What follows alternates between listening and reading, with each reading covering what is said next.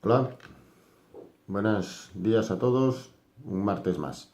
Espero que hayáis pasado todos una feliz Nochebuena y un feliz día de Navidad y que todo haya ido bien. En realidad estoy grabando el vídeo del viernes porque el lunes tenemos el plato cerrado porque es festivo y así que lo grabo hoy, pero bueno, espero que todo haya ido bien. Como todavía nos quedan bastantes navidades, os voy a proponer hoy un tema que puede ser muy interesante para que debatáis en las comidas navideñas o cenas navideñas que os quedan, con los cuñados, con los hermanos, con los padres, con todos. Voy a hablaros de un tema que es el poder, un poder, un mandato y lo que más me interesa, el poder preventivo, porque quizá creo que es lo más práctico. Ya sabéis que aquí no trato de hacer teorías jurídicas, sino simplemente tratar de dar consejos prácticos.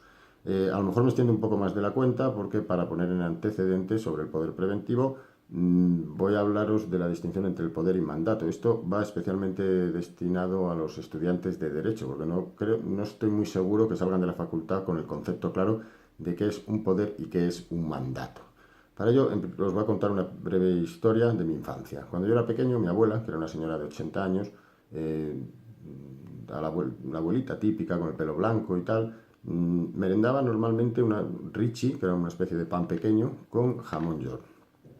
Muchas veces nos encargaba a los nietos, que tendríamos 10 años, una cosa así, que fuéramos a comprarle el jamón york y el Richie a una tienda que se llamaba Pollán. Había un señor que se llamaba Pollán y la señora que la llamaban la Pollana, que era una señora muy simpática. Nosotros llegábamos allí, le pedíamos jamón york y el Richie para mi abuela. Bien, pues primer concepto. Este encargo que nos hacía mi abuela de ir a comprar el jamón york y el Richie es un mandato y nosotros éramos los mandatarios que teníamos que cumplir el encargo de mi abuela. Cuando llegábamos a la tienda, ¿por qué la pollana nos daba ese Richie y ese jamón york? Pues porque sabía que éramos nietos de mi abuela, había una apariencia formal que le hacía que no dudase de que nuestra compra era destinada a mi abuela. Después, aparte de estos anecdóticos, nos daba siempre unos cacahuetes. Tenía un saco ahí que nunca se acababan los cacahuetes. Metía la mano así para abajo, bien, te acaba y decía, toma, toma, toma. Y te daba unos cacahuetes. Era una señora realmente simpática, la pollana. Bueno, entonces, el encargo que nos hacía mi abuela era el mandato. Ahora bien, y la apariencia formal por la que la pollana se fiaba de nosotros es lo que podríamos denominar un poder. ¿Qué quiere decir esto? Que si nosotros en vez de ir a la pollana fuéramos a Madrid a hacer la compra del jamón york, probablemente el de la tienda nos diría que por qué voy a saber yo que usted es el nieto de su abuela y yo que sé quién es su abuela. Entonces nosotros, el mandato existe porque mi abuela me ha mandado a comprar jamón york a Madrid, pero el señor de la tienda no me lo vende porque no tiene forma de comprobar que realmente ese encargo existe. Es decir, yo no tengo un poder para comprar el poder para demostrar que estoy actuando en nombre de mi abuela. Bueno, esto en un sentido práctico, aunque el jamón york pueda resultar un poco anecdótico, no es tan anecdótico. Si yo quiero comprar un piso en Alicante y le encargo a mi hermano que vive allí que me lo compre, él cuando vaya a una notaría de Alicante a comprar y a decir que compra el piso para mí, realmente tiene un mandato mío, yo le he hecho el encargo. Pero en la notaría de Alicante le van a decir que cómo saben ellos que realmente yo he hecho ese encargo, que yo, quién soy yo y de dónde venimos, como decía Siniestro Total. La forma de que en la notaría de Alicante puedan tener la certeza de que mi hermano tiene ese mandato es mediante el otorgamiento de un poder, que quiere decir que yo tendría que ir al notario del poblado y allí decirle, oye, quiero hacer un documento en el que autorizo a mi hermano para que me compre un piso en Alicante. Ese documento se lo envío a mi hermano, él lo presenta en la notaría de Alicante y entonces el notario de Alicante comprueba que efectivamente existe ese mandato por mi parte. Ojito con esto. Mandato es el encargo, el poder es la apariencia formal, digamos la vestidura a través de la cual yo puedo demostrar la existencia de ese mandato frente a terceros. ¿Qué tipos de poderes hay? Pues, bueno, os ha quedado claro, estudiantes de Derecho, porque el Código Civil regula el negocio del mandato y los requisitos del mandato, que no voy a entrar en ellos, y por otro lado se habla de poder, y muchas veces piensan, pero si esto es ¿en qué se diferencia el mandato del poder? Bueno, ¿qué tipos de poder hay? Podemos decir que hay dos tipos de poder. Si yo hago un poder a mi hermano que vive en Alicante para que me compre el piso, eso es un poder específico. Es decir, si yo en ese documento digo que autorizo a mi hermano para que vaya a la notaría de Alicante, y me compro un piso en la playa de San Juan, Avenida de Holanda, número 13, cuarto A, en ese caso, mi hermano solo puede comprar ese piso. Esto es importante porque si después resulta que no era el A, era el B, ya no va a valer ese poder. Porque el notario de Alicante dice, no, a usted le han dado las facultades para comprar el cuarto A y usted va a ir aquí a comprar el cuarto B, no está cumpliendo el mandato. ¿De acuerdo? Entonces, puedo ampliar ese poder. Es decir, por ejemplo, que le autorizo para comprar pisos en Alicante. En ese caso, mi hermano podrá comprar cualquier piso en Alicante. Pero en el supuesto de que esté lindando con la provincia de Valencia y el lugar donde lo compro pertenece a Valencia y él no se habían dado cuenta, ya no valdrá tampoco, porque yo le di poder para comprar pisos en Alicante y el municipio donde lo va a comprar pertenece a Valencia. ¿Cómo se soluciona esto en la práctica? Pues haciendo un poder que se llama general. Un poder general que también se llama poder de ruina. El poder de general, lo que yo hago es dar un poder a otra persona en el que le autorizo para hacer cualquier cosa. Para comprar pisos, con lo cual puede comprarlo en Alicante, en Oviedo o en Cádiz. Le autorizo para que pueda ir al banco, es decir, él va con ese poder al banco y puede sacar todo el dinero de mi cuenta. Por eso de ahí lo de ruina. Puede donar a una ONG en mi casa, o sea, puede hacer cualquier cosa. Ahora bien, y este es el matiz que también debe tenerse en cuenta, ese poder es la apariencia formal, es decir, es la confianza que tenía la pollana en nosotros de que éramos nietos de mi abuela. Pero el que tiene el poder, cuando lo utiliza, tiene que cumplir el mandato. Es decir, si yo le digo a mi hermano, cómprame este piso en Alicante, y él con ese poder me lo compra en Valencia, no está cumpliendo mi mandato. La compra será válida y el vendedor, el que vendió el piso, no tiene ningún tipo de responsabilidad y la venta no se puede echar atrás. Pero sí que tendrá una responsabilidad mi hermano frente a mí por no haber cumplido el mandato que yo le di. Pero el negocio es válido y la compra será perfectamente válida.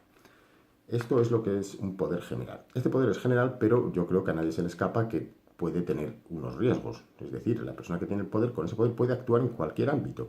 Otra cosa es que esté cumpliendo mi mandato, pero frente a los terceros, él está perfectamente legitimado para utilizar ese poder. Es decir, puede ir a una notaría y decir, con este poder quiero que la casa mía, que yo le di el poder, ponerla a su nombre, por ejemplo. Es decir, mire, estoy autorizado para hacer lo que quiera, pues voy a poner la casa de mi hermano a mi nombre. Pero claro, después yo me cabrearía bastante si hiciera eso, porque no está cumpliendo mi mandato, aunque tenga un poder.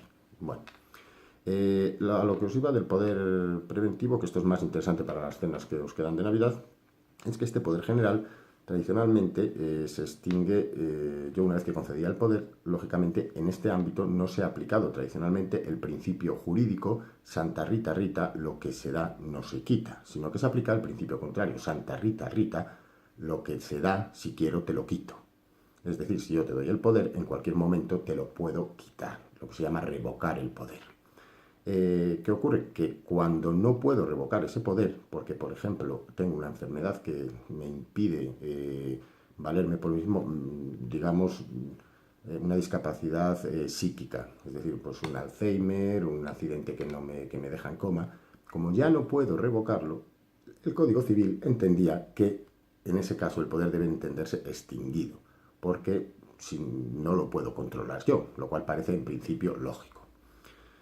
¿Qué ocurre? Que el Código Civil se ha reformado hace unos años y se ha establecido una excepción a este principio que parece lógico. ¿Cuál es esa excepción? La excepción es que yo puedo conceder un poder a una persona y decir que este poder es válido. Y que aun en el caso de que yo no pueda valerme por mí mismo, aun en el caso de que sufra una enfermedad psíquica que me impida controlar ese poder, que aun en ese caso pueda seguir vigente el poder.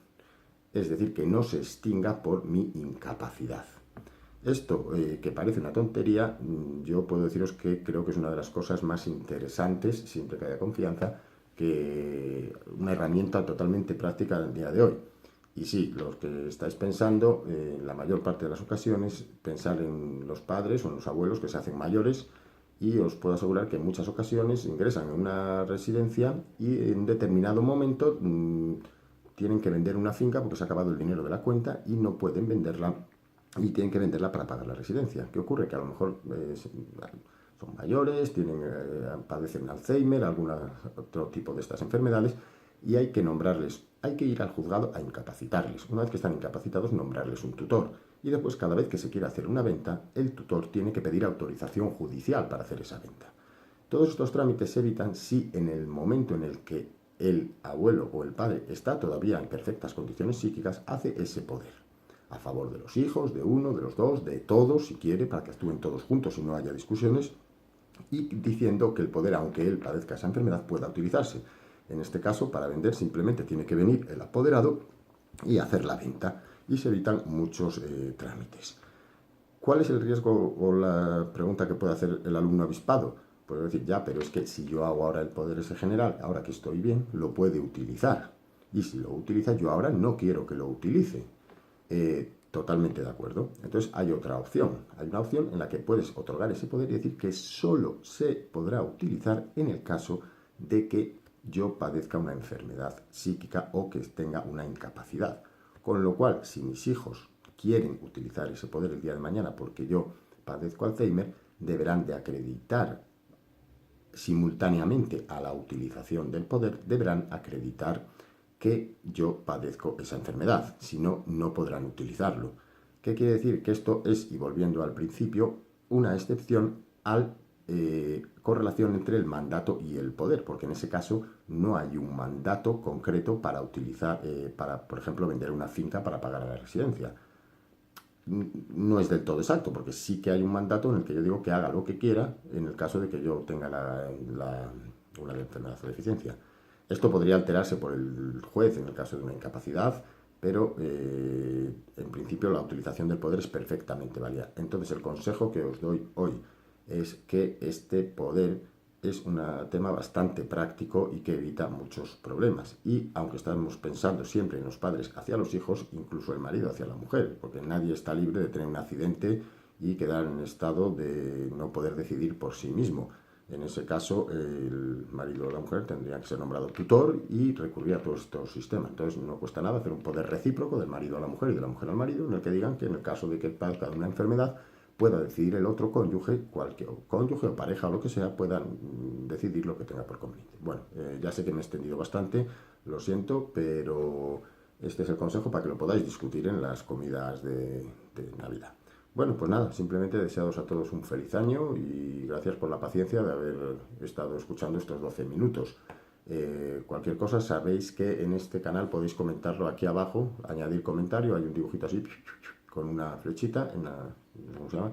Y ahí podéis, si tenéis alguna duda, podéis preguntar ahí. Muchas gracias a todos y feliz año 2017 a todos. Cuidado con los coches.